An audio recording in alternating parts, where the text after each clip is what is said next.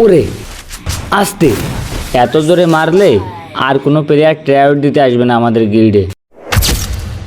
Royal সজীব ভাই ৭৬ লেভেলের পুরো প্লেয়ার, দেখা যাক।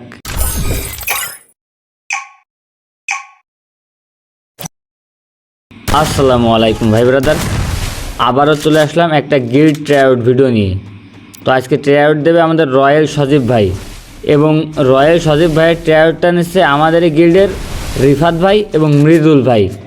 দেখা যাক রিফাত ভাই এবং মৃদুল ভাইকে মেরে এলজির একজন নতুন সদস্য হিসেবে নাম লিখাতে পারি কিনা।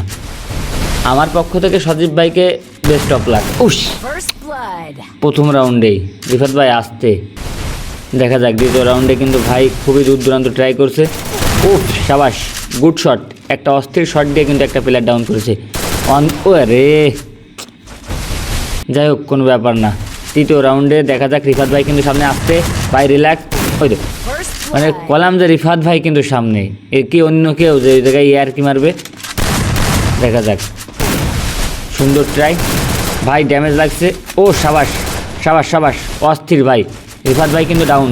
এবার আছে বট প্লেয়ারটা, মারতে হবে কিন্তু অন বি অন, খুবই কিন্তু একটা সুযোগ। আবার হলো না। পর 4টা রাউন্ড কিন্তু তিনি এখানে হেরে বসে আছেন। দেখা যাক এই রাউন্ডে আসলে কামব্যাকটা করতে পারে কিনা। ও সাবাস ভাই, একটা প্লেয়ার কিন্তু এখানে ডাউন। ওকে, দেখা যাক বট প্লেয়ারটা কিন্তু আবারও সামনে। দেখা যাক এইবার রাউন্ডটা বের ধুর ভাই, কী ভাবলাম আর কি হলো। আচ্ছা দেখা যাক ভাই, শেষ সুযোগ। ওকে, আবারও একটা ডাউন।